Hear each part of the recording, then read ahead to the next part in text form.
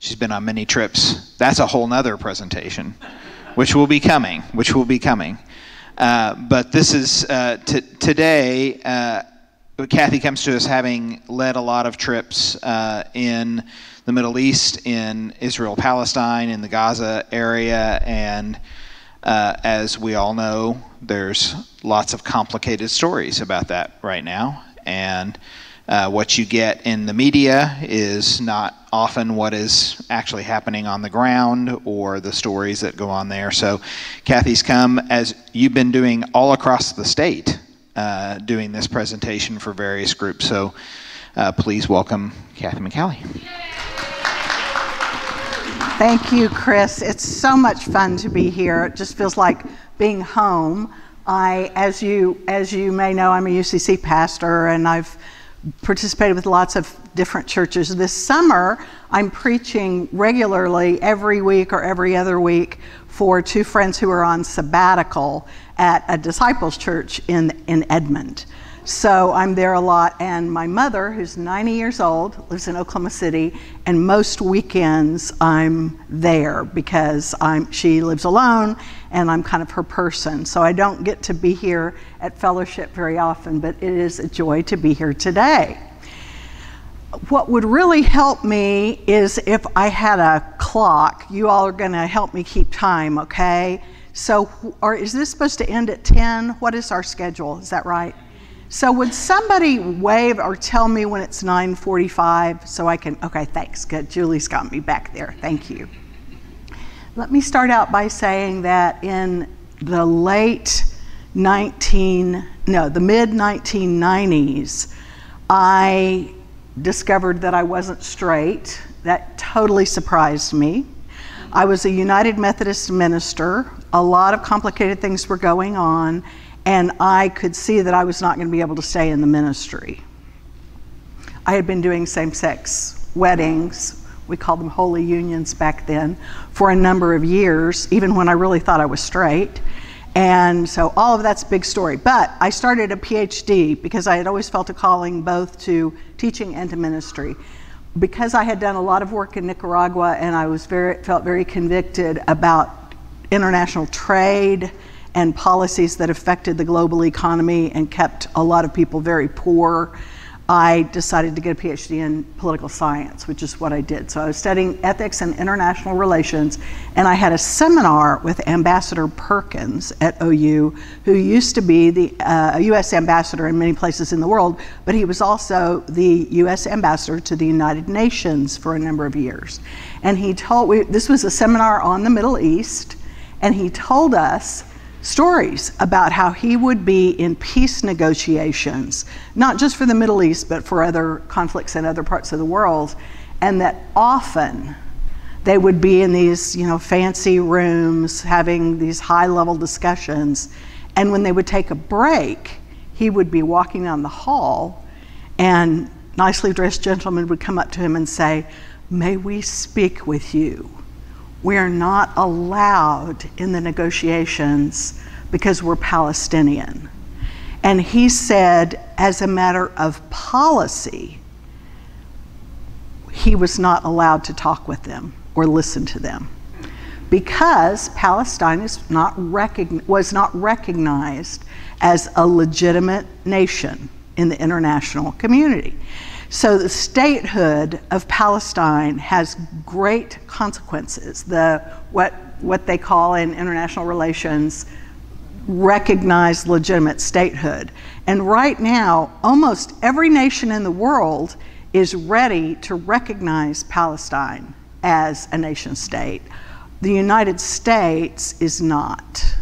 So that's part of what prompted my interest in this, and I've been studying the Middle East since then. I've made 3 trips, and oftentimes when people go to the Holy Land, they call it, they don't go in any part of Palestine. In fact, we rarely hear people talk about Palestine. They'll use the term the occupied territories, or the West Bank, or Gaza. But there's been an effort to kind of erase Palestinian history, and so forth. So my talk today, I'm going to organize this around 5 things I think people in the United States should know about the conflict that's going on now. If you can't see the screen and you want to move your chairs around, feel free to do that so you can see better. I think that we should know that criticizing the Israeli government is not the same thing as criticizing Jewish people or the Jewish faith. I think we should know that the United States and Britain have really funded Israeli dominance and the Nakba, which is the Arabic word for catastrophe, and I'll talk some more about what that was.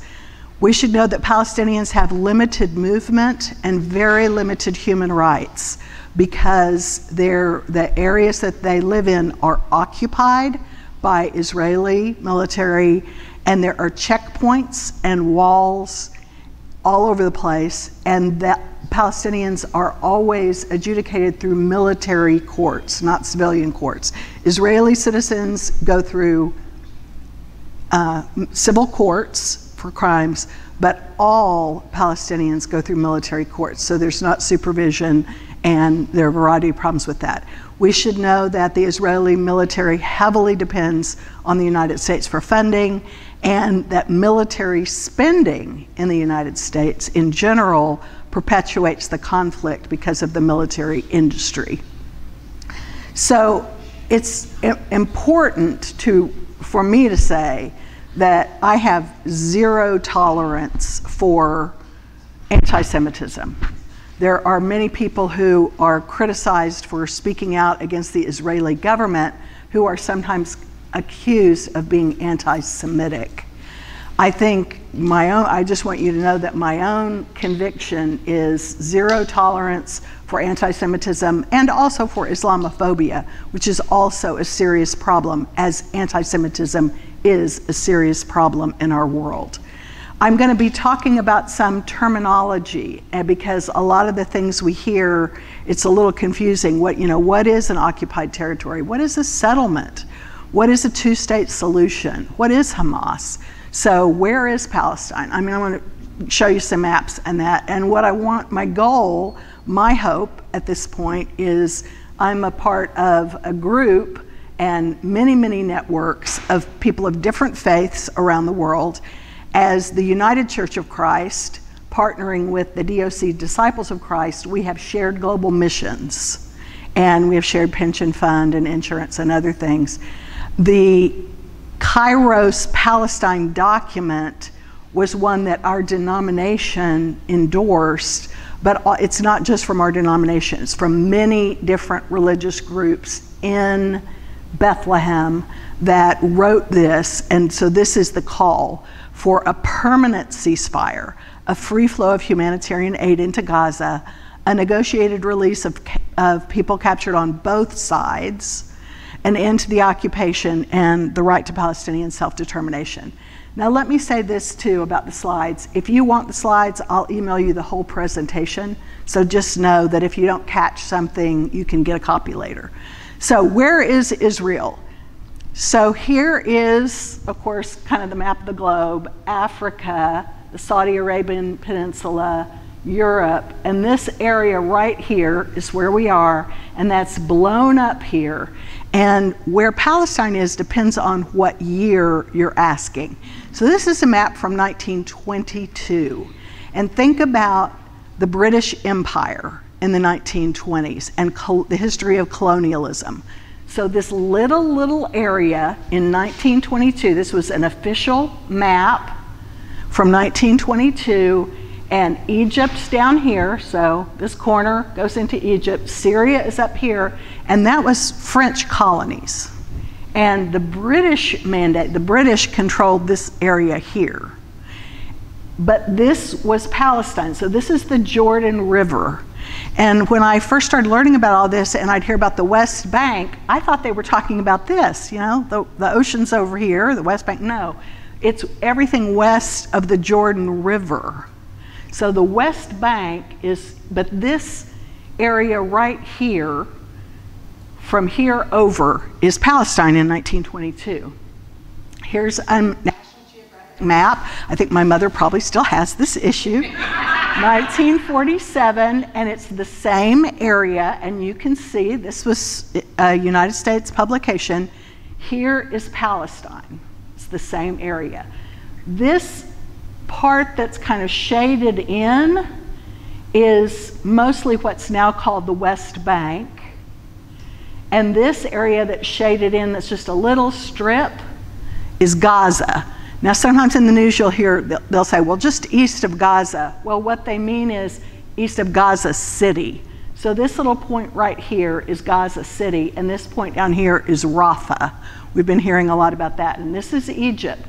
So this little strip right here is the only Palestinian land that is not bordered by Israel. That's the only place where Palestine is bordered by another country, so it's bordered by Egypt.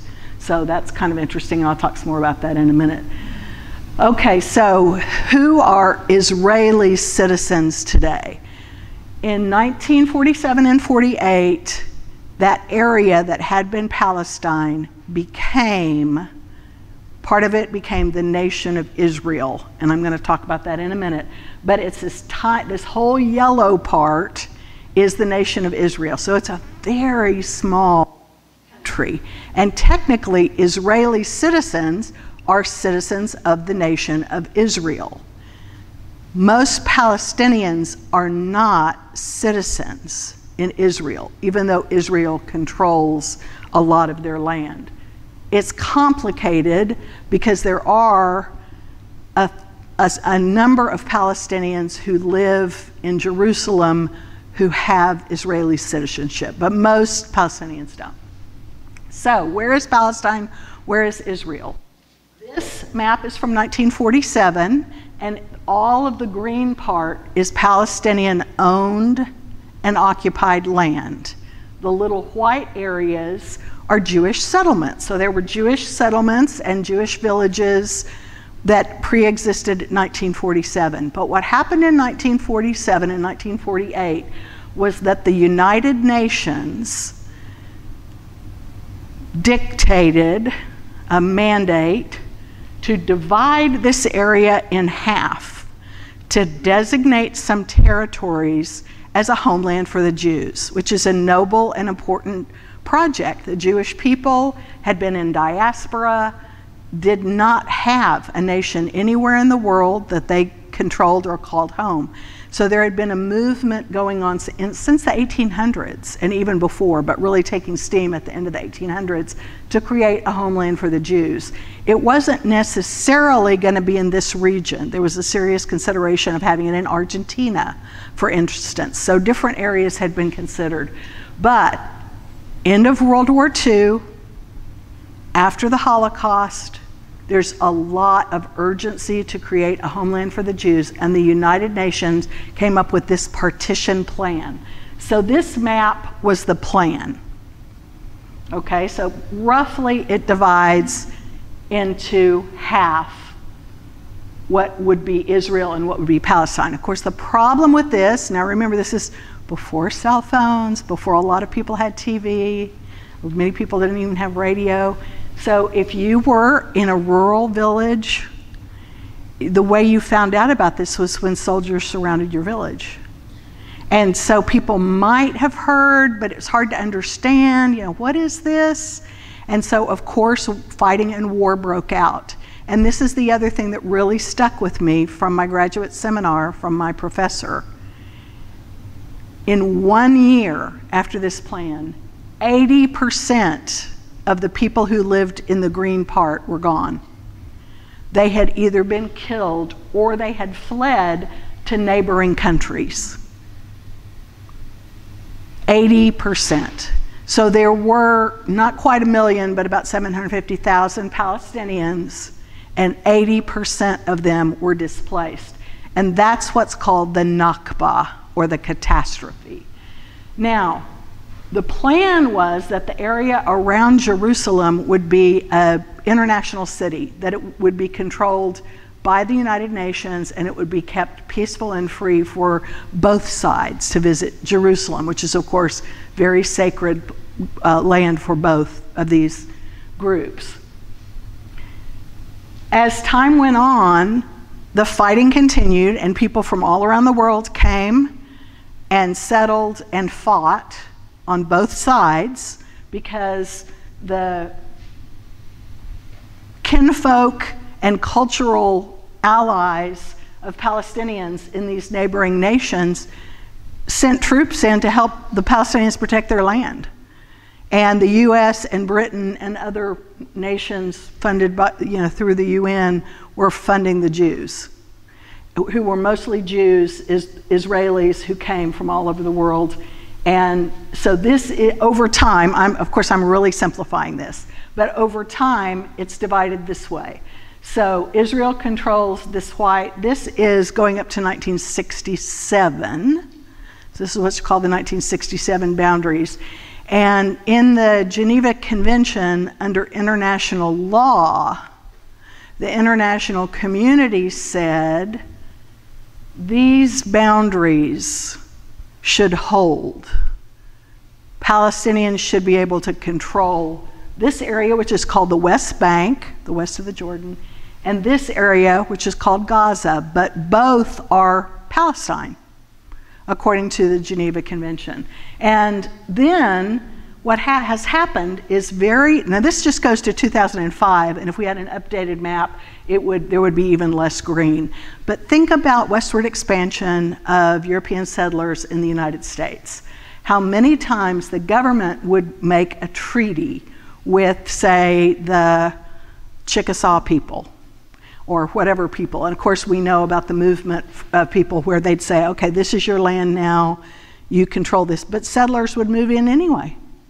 And then when the Choctaw leaders would attack the settlers, the government would come in and kill the Choctaws. So that happened over and over, and then finally the Choctaws are moved to Oklahoma, and this happens. And so if you think about the loss of indigenous land, it would be similar with a different time frame in the United States. So this should be somewhat familiar to us. Remember, criticizing the Israeli government is not the same as criticizing all Jewish people. For many years, we had, like for instance, under Itzhak Rabin, there was a lot of peace. There were efforts to make peace, and there have been many years of stable, peaceful relationship between Christians, Jews, and Muslims. So there are religious roots to the conflict, but this also is a conflict that involves many, many people who are very secular and are Jewish. So there are people, so when we think about what does it mean to be a Jew, there are people who will say, well, I'm not religious, but I'm culturally Jewish. And there are many, many people in the Israeli government who are not religiously Jewish. But regardless, we want to protect against anti-Semitism, either way. There is this problem, though, in our culture, because many of us grew up reading the Hebrew Bible and hearing about the Israeli people, the Israelites, and those terms are used interchangeably.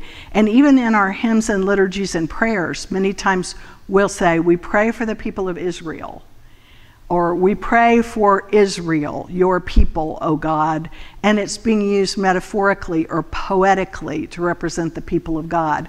But then that all gets mixed up. So people hear in the news, they'll, oh, well, the Israeli people, and many people automatically think, oh, that's the same as the ancient Israelites, God's chosen people. There's several problems with this idea that Israeli citizens are God's chosen people. Of course, there are people who believe that, just as there are people who believe that the United States has manifest destiny because it's specially chosen by God to run this continent. Now, what we know is that the ancient Israelites were people who had descendants who were Muslim, who developed into what is now Islam.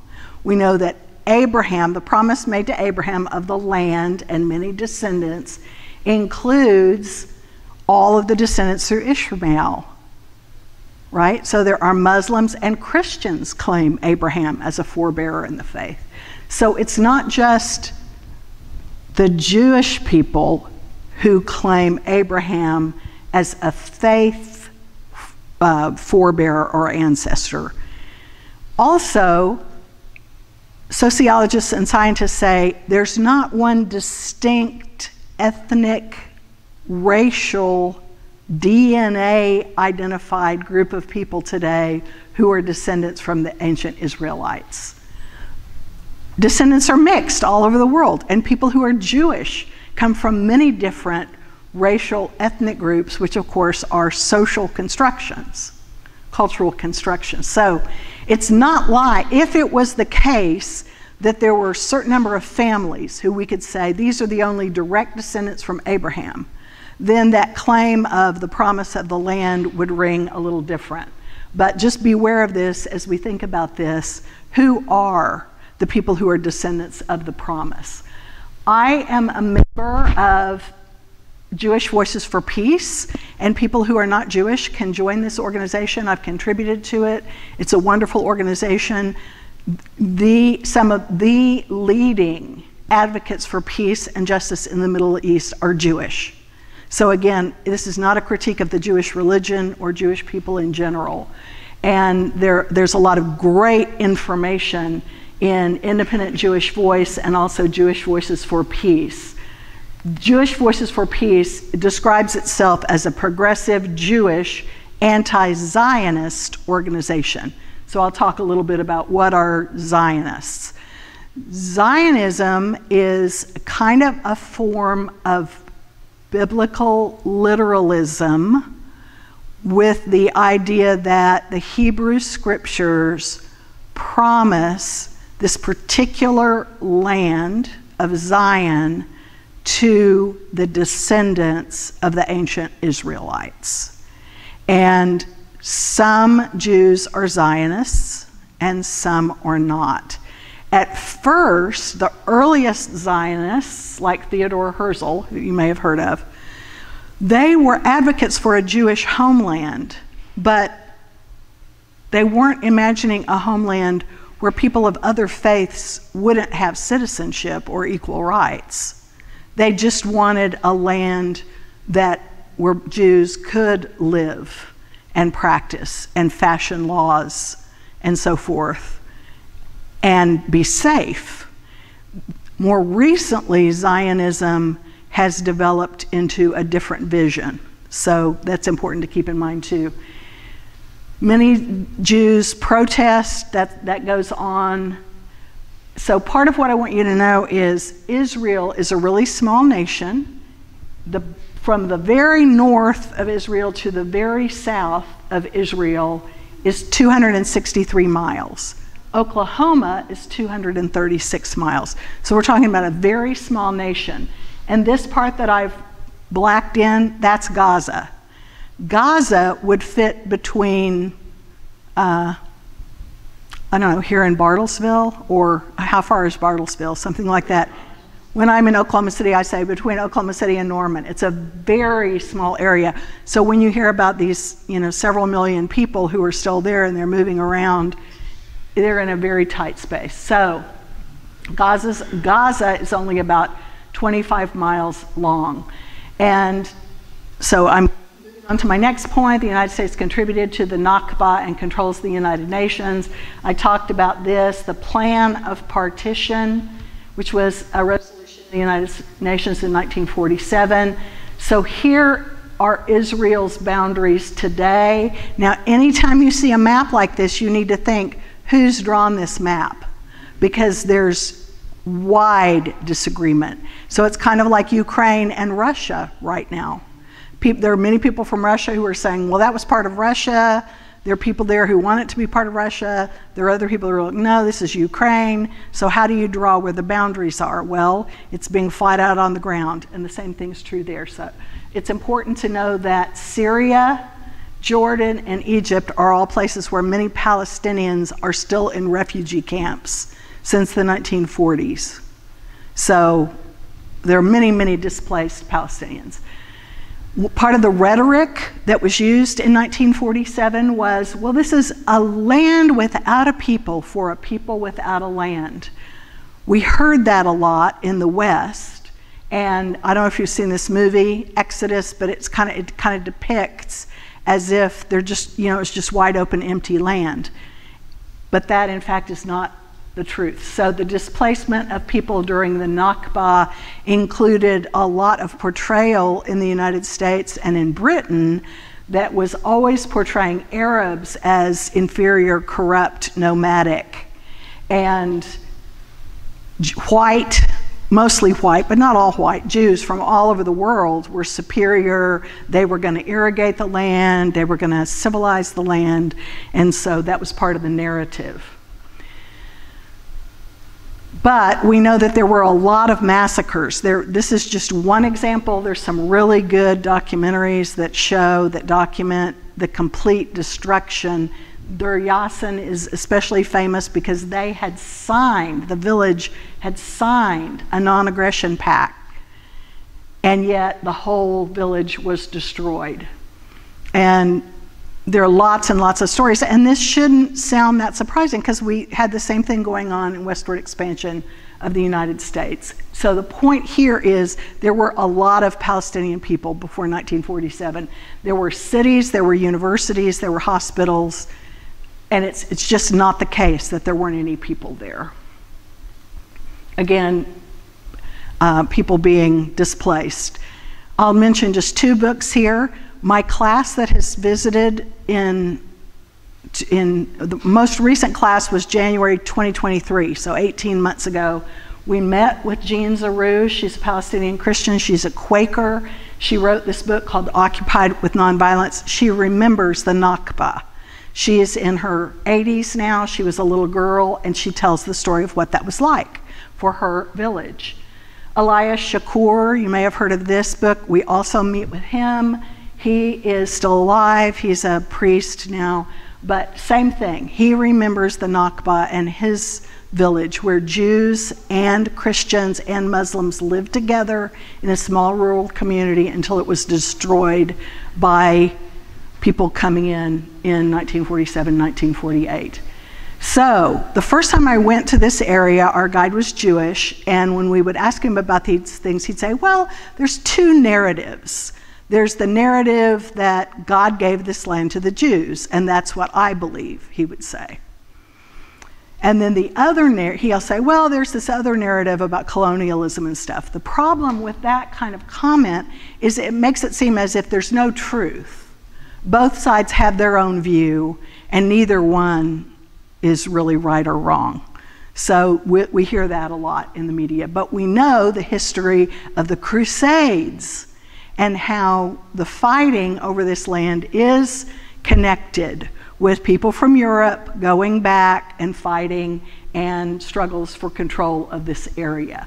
We also know that although I think some of the motives to create the nation state of Israel in the 40s were good motives to help the Jewish people, that there also were other motives. The United States clearly wanted a foothold in the Middle East, and we've continued to give extreme amounts of foreign aid, military aid to Israel since that time. So now, this is a map from 2020, and you see the little areas that are kind of yellow or orange are built up Palestinian areas now. But the point here is that even the West Bank, very little of it is controlled by Palestinians now. Everywhere we went, we saw signs about colonization, colonialism. This was just about a block from a mosque in Hebron. You may remember the massacre in the mosque where about 20 people were killed, and the bullet holes are still in the walls there in Hebron where Muslims were worshiping, and a Jewish settler, Baruch Goldstein, came in and shot and killed a bunch of people, and settlers have made a statue to him as a hero. And the city of Hebron all around that area is pretty much shut down, like shops where people used to live and all that. It's all closed now. There's also a lot of very creative political graffiti. We took this inside a wall. I'll talk about the walls in a minute, but what do you see? And what images do you see there? Or symbols? Great Britain, the United States, I think this is supposed to be the UN, and then the mittens have the Israeli Star of David. So it's like, we don't want to see it, we don't want to talk about it, we don't want to hear it. I thought that was really clever. That's the Torah on the right, isn't it? Or is that hand? It's a combination hand, I think. That's a good question. I'm not sure. Yeah, I think the United States on the left. The third image with the British flag in the middle. Oh, okay, yeah, you're right. So Palestinians have very limited movement, and this is why some people use the term apartheid. And our UCC and DOC leaders in this area do encourage us to use the term apartheid because by law, Palestinians have to live in, I showed you the map a minute ago that had the little yellow and red and orange dots. Palestinians by law cannot live in Jewish settlements. And there are checkpoints and walls that people have to go through to get to work or to go different places. I won't get into, there's some areas where Palestinians have some control, like they can control the trash service. And there are different levels of civil service that they can provide in different areas. But any of these areas, Israeli military can come in the middle of the night and take somebody, and this happens every night, without giving any reason, without telling. They take, young men, they don't tell the parents where they're taking them, they don't tell anybody where they're taking them, and they're taken into detention, and then they're in military prison. So walls like these, and I should say, my students and I took almost all of these pictures. Walls like these you see everywhere, and Palestinians have to live, and that's why they'll say we live in open-air prisons.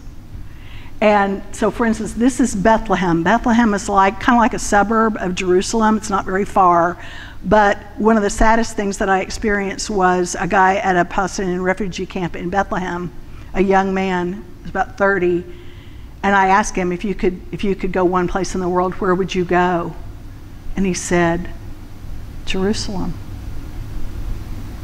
He's never been to the temple in Jerusalem. He's a Muslim, but he can't leave Bethlehem. Now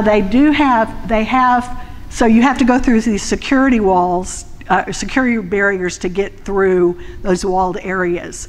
And you might have to wait, if you're a Palestinian, you might have to wait 2, 6, 8 hours in a line of people trying to get through, and they might not let you through. You have to have, they don't call it a green card, but it's kind of like a green card, and it's expensive. You have to apply for one. You can get one if you go work in a settlement or in Israel, but you have to come back at night and sleep here. You can't stay overnight. So this is a group of UCC clergy, and this is in 2010, and we're going through a checkpoint. We have a Jewish guide, and we go through really quick because we get to go through a different gate than Palestinians would. But look at the security. Like, you're not going to slip through there. You're not going to get through if you're trying to carry a weapon. And this is us inside, so that's the scale of the wall. And there's a lot of really beautiful and creative graffiti on the inside of the wall. But one of the things about these walls is often they separate people who live inside from their olive groves or their vineyards.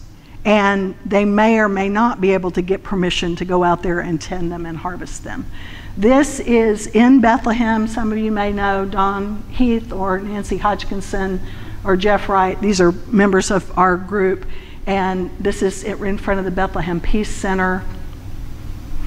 It's interesting to know that the city of Bethlehem, and again, think of it as like a suburb of Jerusalem, used to be a majority Christian city.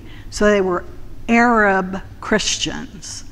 And that population has really, really declined. And they'll say, so this is also in Bethlehem, right across from our hotel, they'll say the reason so many people are leaving is because of poverty. There aren't jobs, the checkpoints, the walls, the occupation, guys with machine guns. It's a really difficult, brutal place to live. There's a lot of poverty. So there's a lot of information about why Christians leave. And this is Munther Isaac. You may have heard of him in the news. He's been very vocal. He's a Christian. He's Lutheran, but he's the pastor of Bethlehem Church. Anyway, a church that we visited there. And Christian leaders there are saying this is ethnic cleansing. And note, this has been going on a long time before the October 7th attack. This is from 2018. So this, and again, this red line is where the walls are, and the dots are where checkpoints are. And this is just Bethlehem. So, and you know, it's a very, very difficult place to live. So just one more time, this is the West Bank, just that one area that's supposed to be Palestine, and all of the yellow that you see here are settlements. The orange are built up settlements, the red are settlement industrial zone, and the green with the slash is controlled by the Settlement Regional Council. So the Israeli government says, we're not doing this, but they protect and fund people to come from all over the world to settle. So what is a settlement? When I think of the term settlement or a settler, I think of something like Little House on the Prairie or something like a log cabin. These are settlements. See these beautiful cities, gated communities. We visited in the home of a man who lived in one of these houses, and he's part of the Settlement Council. He's very proud of the settlements, and he really believes God is encouraging him and his community to build here. And these are settlements, these are settlements. So settlements are big, wealthy places. And we asked him, can a Palestinian buy a home here? No, by law, they cannot. Can they come in here? If they have a green card, again, they don't call it a green card, but whatever it is they call it, they can come in and work on the lawns or repair the roofs, but they can't stay overnight. So this is why terms like apartheid seem to be, and so remember this progression, and settlements is how this has happened. Another thing we get the impression in our media is that the reason we have to send all this military aid to Israel is because Palestinians are violent and they're killing Israelis. Like we have this, like I had this view that, well, both sides are really violent, they're killing each other. But this is a chart that compares the orange columns are deaths of Palestinians by Israelis, and the blue are deaths of Israelis by Palestinians. So these are, you've heard the term intifada, which means uprising. Yes, there have been times when Palestinians have kind of stood up and tried to change things, and that's part of what, now this does not include the October 7th. This was done before that year was finished.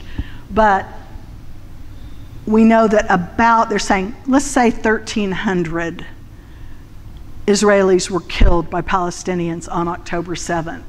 That would make the orange bar go up to right here. And does anybody know the count on how many Palestinians have been killed right now? It makes a blue bar go up to that 13. You said orange. Oh, thank you, Greg. Yes, you're right. The blue bar would be about right here. So it would by far be the biggest so far. But 39,000 Palestinians have been killed in Gaza since then. So this chart only goes to 2,500. Okay, so let's talk about Gaza and the blockade.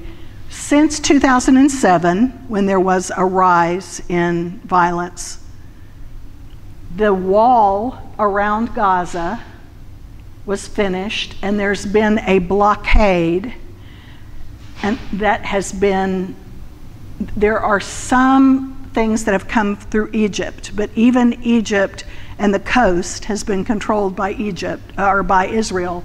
And so since 2007, all goods and people going in and out have to go through checkpoints that the Israeli government controls. So poverty in Gaza is very extreme. Yet, there were still universities, hospitals, cities. This shows the latest figures. This was through June 26th, so it's fairly recent. The number of Israelis killed, and again, this is just since October 7th. This doesn't include, it doesn't include people who are hostages who died as hostages. They think about 300 people total were taken as hostages. But the comparison is stark. And then notice this, there's been a great rise in violence in the West Bank. And this is Palestinians killed in the West Bank who aren't even in Gaza because settlers more and more are attacking and taking more land there. So when I was growing up, Yasser Arafat struck terror, the thought of him struck terror in my heart as a child because I thought of him as a terrorist, an evil guy. What I have learned is that he is thought of as a leader for peace and human rights. And that for me, this compares with work that I've done in Nicaragua, where I was led to believe that Sandinistas were these evil guerrilla fighters, terrorists. But then I go to Nicaragua and I learn, oh, they just don't want the US to control their country. The Sandinistas are freedom fighters. So remember that idea about one person's terrorist is another person's freedom fighter. A two-state solution would mean that Palestine is recognized by the international community as a nation state, and Israel is also recognized. There's been movement toward that, but it has been blocked. Right now, all of these green nations here are voting to recognize Palestine as a state, but look at the areas that are blocking it. I'm going to go through some of this pretty fast. There's a lot of documentation of violations of international law. The Palestinian refugee camps that we visited show very stark conditions where people live. This is graffiti on the wall, graffiti on the wall. You may have heard of the artist Banksy, and his artwork is evident in various places, and we could take pictures of it. It's really cool. I mentioned Jewish groups that are documenting human rights. There's a group in Jerusalem called B'Tselem. It's a Jewish peace group of attorneys, and they document human rights violations committed by Israelis against Palestinians. And this was on the cover of a booklet that I got when I was there. And we actually talked with young men who said, as a teenager, I was taken in the middle of the night and I was held in this position for hours. This is a routine practice when people are detained. And this is the kind of thing that happened. So I'm going to have to resist because I need to keep moving more quickly. But B'Tselem last year was declared a terrorist organization by the Israeli government. So here's a Banksy thing. I mean, just the signs of poverty and protest all over the place are really important. But there also are really inspiring things. Like this is a kindergarten, and the UCC, when you give money to our church's wider mission, part of it goes to this school, which has Muslim kids and Christian kids. Jewish kids are welcome to enroll, but it's mostly Muslim and Christian kids in Jerusalem. So let's talk about Hamas. Hamas was a political party that was democratically elected in 2007 in Gaza. In the West Bank, a different party won the election. Again, is Hamas a terrorist organization? Well, it depends on what you mean by a terrorist organization.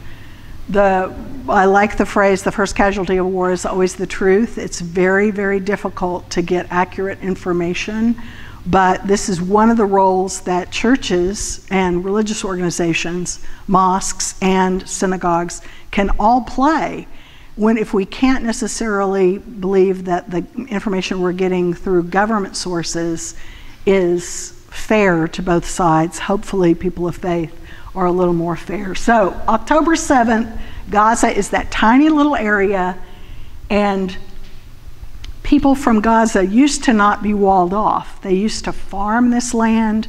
They were from these villages and so forth. Now, the red dots are Jewish settlements. So Jewish settlers have taken over all this up to the wall, and the attacks were on these settlements. The attacks were atrocious. In no way am I justifying the attacks on October 7th. But one of the things to think about is the militarization of borders. This is the border of the US and Mexico, and the same surveillance and military technology is used at the border between the US and Mexico as in the border between Palestine and Israel. We know that right now the United States is giving at least $3.8 billion a year. That was before October 7th to Israel in foreign aid, but we know that the vast majority of it goes to military. We also know that as of June 30th, so I updated this just very recently, there were more than 3,000 Palestinians in administrative detention, meaning no charges are against them.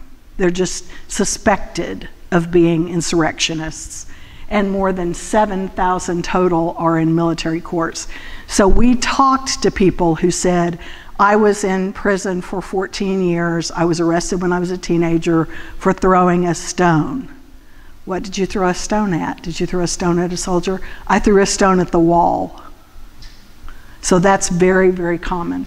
So a lot of people don't know that there are many, many Palestinians who are, I would say, held hostage. But when you hear about prisoner swaps, you're thinking like, oh, well, where did the Israelis get all these Palestinian prisoners? Because we haven't heard that side of the story very much here. I know we need to stop so you all can ask questions. 2022, this is before October 7th, 99.7% of the foreign aid from the United States went to the military. And this shows that by far, Israel gets more foreign aid from the US than any other country. Now, with Ukraine in recent years, that Ukraine has gotten more some years. Already talked about the US financing, the US blockade of the idea of Palestine being a nation. But let's talk just a little bit about military spending. The military-industrial complex is going strong. We've been hearing about how our economy is still doing pretty well, and a lot of that is because of the military industry. This is from Business Insider. Global military spending saw its steepest spike in more than a decade, with the US vastly outspending everyone else. That was from a couple of months ago.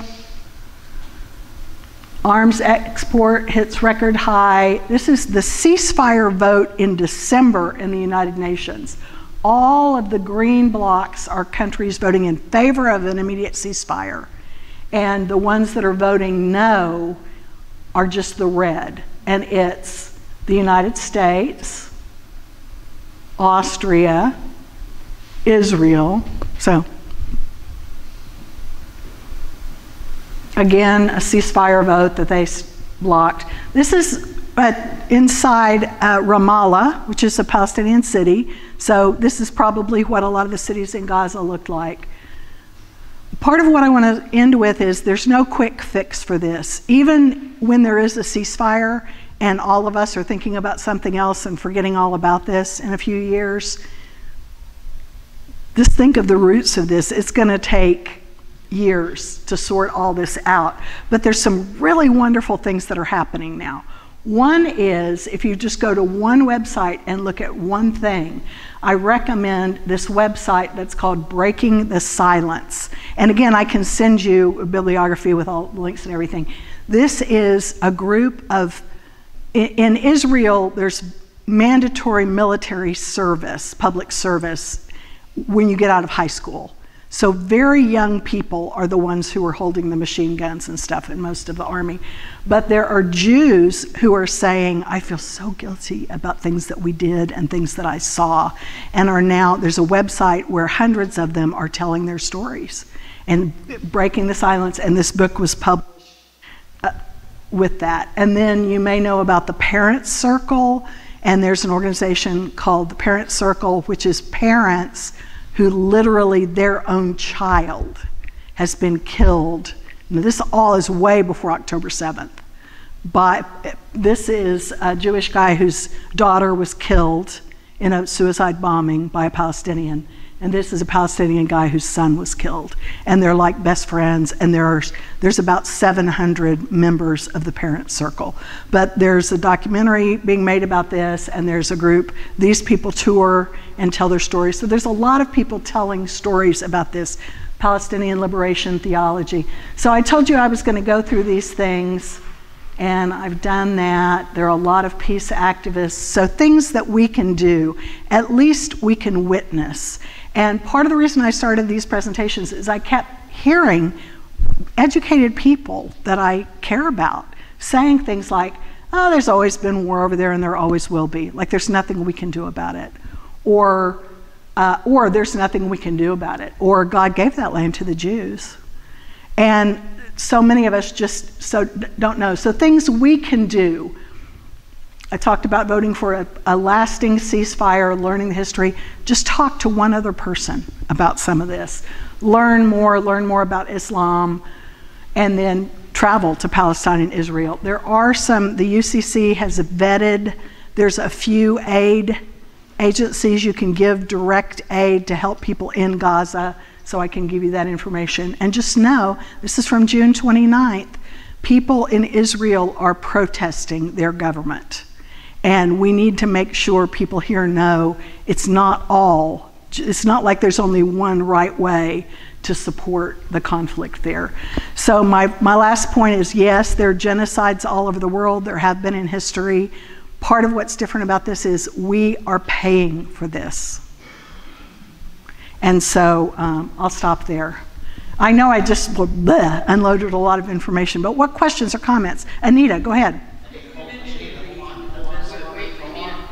Oh, yeah, we want you to use the mic because we're recording this. So the people who are online can hear your question. Thank you, Chris. You mentioned the visit with the settler, and I recall when he was asked the question about can a Palestinian live here, he said, we don't allow Arabs to live here. And we said, you mean Palestinians? He said, no, Arabs.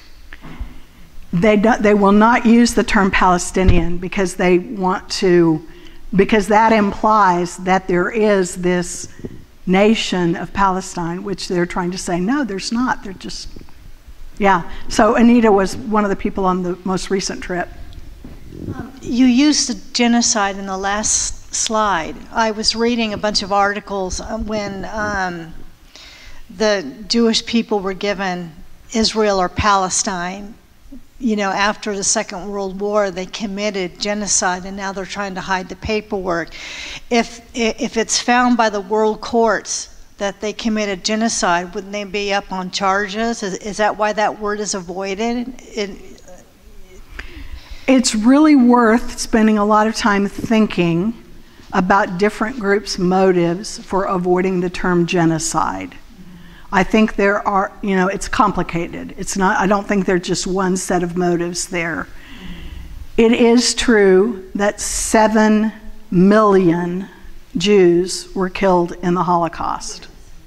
And so I've heard people say, well, we should use the term Holocaust for what's happening to the Palestinians. And I don't think we should, not because not enough people have been killed, but I think that, you know, there are events in history that are sort of irreparable. Genocide is a term that implies that a people there's an attempt to eradicate a particular group of people. And during the Nakba, I think there was an effort to take over land and homes and displace people. Was there an effort to kill all the people or just make them flee to other places? I don't know how you would prove, because there wasn't a nation of Israel that had a plan, like we're going to kill all these people. People were coming from all over the world, starting the nation of Israel. So it's really complicated. And but the term genocide now, I definitely believe that there are some extreme Zionists who really want all the Palestinian people gone or dead. I think they'd just as soon have them gone. They can go live in the United States or live somewhere else. But, so that's all I'm going to say about that. I don't know. Do you have more thoughts about whether that's an appropriate term or? I don't know because I don't know if I believe everything. I was a photojournalist in the military. I worked for Stars and Stripes. Uh-huh. So my job was to try to work around the propaganda. We were mandated to keep So you know a lot about this. Yeah, right. I'm like, okay, let's keep it positive propaganda, and and we tried to work around that and show death and all this terrible stuff that happens in war. So I don't know if it was a genocide, but I did read that they were trying to cover up the fact that when they first came into Palestine, making it the state of Israel, or the country of, is it state or country? Well, it's so in political science, those terms are interchangeable. Okay. A nation state, so you'll often hear the state, but that means the same thing as a nation. Right. And think about how complicated that term is even in the Hebrew Bible. Like the nation of Israel is that it means different things in different types of history. Anyway, I interrupted you. No, you didn't. You answered a question that I had.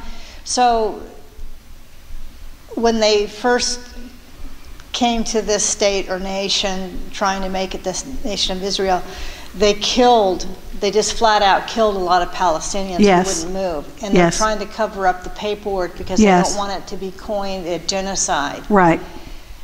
Yes, and for instance, the Dur Yassin, which was that one village, there's really good evidence that whole villages were wiped out and destroyed. There were different small groups. Again, there wasn't an overall Israeli government. It was just being formed. So there were different groups, kind of like warlords or leaders, let's call them freedom fighters, who did acts like that. But that doesn't mean that the Israeli government did it, because the Israeli government didn't exist then. Right. So, yeah. Thank you for that question, though, and I'm sure you have a lot of insight into the way propaganda works. Julie, go ahead. So there are people in our country on the right side of things that see the Israel-Palestine conflict as being apocalyptic and so forth. Could you comment a little bit about that? Because I don't really understand exactly Yes. where they're... Yeah, good. That's a really good question. We know that there is a very strong, financially robust Jewish lobby that has supported military spending to Israel. We know now that they have partners, Christian fundamentalists, who believe that Israel needs to control that area so that the apocalypse can come, because this is going to be part of the run-up to Armageddon and all of that.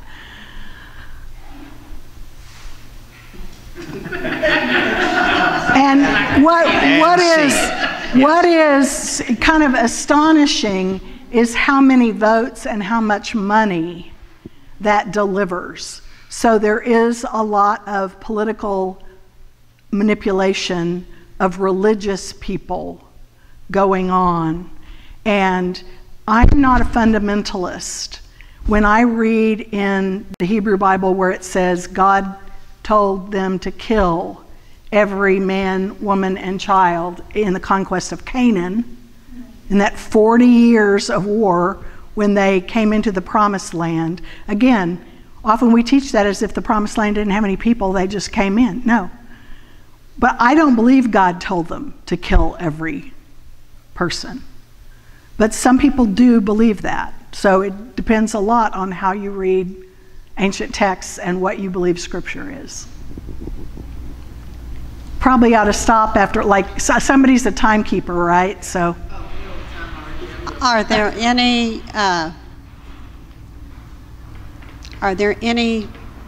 hopes of influencing a cutback in our support for military aid to Israel? Is there, I think I remember when I never would have believed that the Berlin Wall would be taken down. I just thought, well, that's not going to happen. And then it happened, right? So it's really hard. So there is always hope, and certainly our presidential election in the fall is going to have a big effect on that question. I believe that there are more and more people all over the world who are listening to Palestinian voices now and insisting on the enforcement of international law. We're not talking about something that's not according to international law. So I have hope. I don't know how soon that'll happen, but I believe that establishment of areas of peace and justice, it's kind of like islands that get created through lots of work and have to be maintained through lots of work and kind of come into existence, and so I have hope. And I definitely think it's very, very sad. Frantz Fanon was a theorist who believed that violence was necessary for liberation. Now that's a big discussion, but I will say what happened October 7th has done more to further the efforts for world attention than anything in decades. So I'm not saying it was good. I'm not saying that I endorse it at all. I'm just saying it's very sad that it takes something like that before people will wake up and pay attention. And just to say something really controversial, people who are not from the United States, from all over the world, it does not escape them that the attacks on the World Trade Center in the United States were partly from people who are tired of US domination and Western domination and colonialism. So world trade does not always have good consequences for everyone when it's controlled by a few countries. Is that stopping place? It may be, yes. Kathy, thank you very much. Thank you. Thank you. Obviously, a conversation that we'll continue having, and the tensions that are present here are present in, it's not apples to apples, but are present in many ways within the United States. The tension around this particular issue is very high in the city in which you live. Yes. And amongst communities and a very strong interfaith organizations that have deep sort of the Abrahamic faiths have connection to each other, and those relationships are being tested right now. Yes. And we're trying to be very careful. You might note that there are a lot of very public interfaith voices, and it's been pretty quiet on this issue. I don't want you to think that doesn't mean there's lots of conversations going on behind the scenes. It's a strategy, because I think we can all attest to one of the worst ways to have complicated conversations like this is, through the news media or on social media or things like that. So those conversations are being had, and it's a difficult road to walk. Yeah, let me say just one more thing about that. I was at the Arab Americans dinner in Oklahoma City a few weeks ago, and a professor from OU, an international relations professor who is a Muslim and specializes in the Middle East, gave a talk, a wonderful talk, and he told about how he was scheduled to speak at the library here in Tulsa, the downtown library. Some of you may have heard his talk was publicized, and the day before it happened, someone from a very prominent foundation made a call, and it was all canceled. And because of the Freedom of Information Act, this professor asked for all of the, so he has documented that this has happened. So I've been very disappointed in Tulsa that we're not having at least some public conversations. And I found Oklahoma City places to be much more open to talking about this than Tulsa. And I hope that some groups, the seminary, this church, some groups will start opening up public discourse about this, because right now you're not allowed to talk about it in public. So, Thank you all. Thanks.